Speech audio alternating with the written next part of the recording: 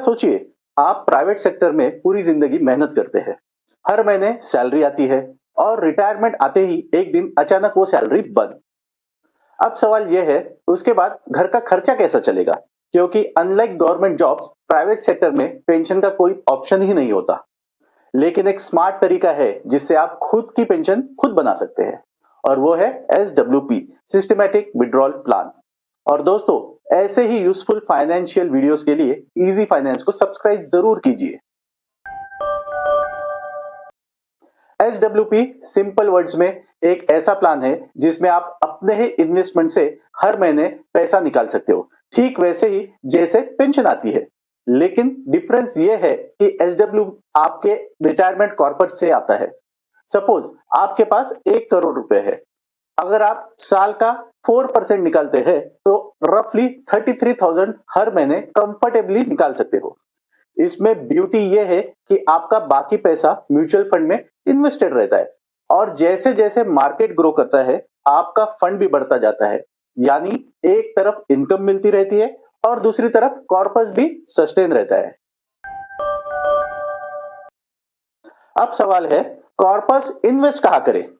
Mutual funds में बहुत सारे ऑप्शंस है, लेकिन SWP के लिए सबसे सुटेबल हाइब्रिड फंड्स है। इसमें होता है इक्विटी प्लस डेट का बैलेंस, इक्विटी से ग्रोथ और डेट से स्टेबिलिटी। अगर आप थोड़ी रिस्क ले सकते हैं तो चूज करो हाइब्रिड एग्रेसिव फंड्स, और अगर सेफ्टी ज्यादा चाहिए तो बैलेंस एडवांटेज फंड परफेक्ट रहेगा। और हाँ, अगर आप चाहते हैं कि हम आपके म्यूचुअल फंड पोर्टफोलियो को पर्सनली रिव्यू करें तो आप हमें नीचे दिए हुए व्हाट्सएप नंबर पे कांटेक्ट कर सकते हैं, 8010924901। SWP शुरू करते समय लोग एक गलती अक्सर करते हैं, इन्वेस्ट करते ही तुरंत विड्रॉल शुरू कर देते हैं।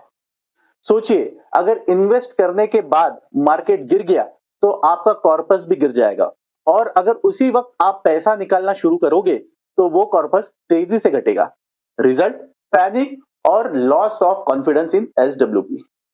स्मार्ट तरीका यह है कि कॉर्पस को कम से कम 6 महीने से 1 साल तक बढ़ने का टाइम दे। मार्केट स्टेबलाइज हो जाए और फंड थोड़ा ग्रो करे तो उसके बाद SWP शुरू करे। इससे आपको रेगुलर इनकम भी मिलता रहेगा और कॉर्पस जल्दी खत्म भी नहीं होगा।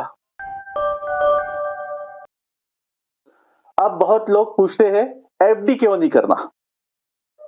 FD सेफ है, लेकिन प्रॉब्लम है कि FD इंटरेस्ट रेट आजकल बहुत लो है और उस पर फुल टैक्स देना पड़ता है। इन्फ्लेशन एडजस्ट करने के बाद प्रैक्टिकली रिटर्न ऑलमोस्ट जीरो रहता है।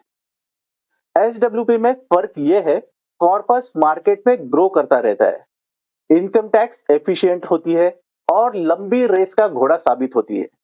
तो अगर आपको सिर्फ शॉर्ट टर्म सेफ्टी चाहिए तो FD ठीक है, लेकिन स्टेडी पेंशन और लॉन्ग टर्म ग्रोथ चाहिए तो SWP is the better choice. Tax को भी इग्नोर नहीं कर सकते। FD इंटरेस्ट पूरी तरह टैक्सेबल होता है स्लैब रेट से, लेकिन SWP विड्रॉल्स में सिर्फ गेन वाला हिस्सा टैक्सेबल होता है। और अगर आप 1 साल से ज्यादा इन्वेस्टेड हो तो long term capital gains rule लगते हैं, मतलब टैक्स काफी कम हो जाता है।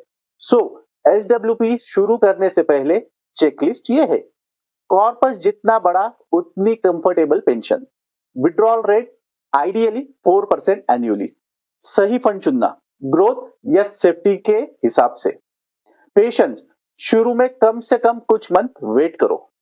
तो दोस्तों, अगर आप प्राइवेट सेक्टर में काम करते हैं और हमेशा सोचते हैं रिटायरमेंट के बाद मेरी पेंशन कौन देगा, तो आंसर सिंपल है, आप खुद विद SWP।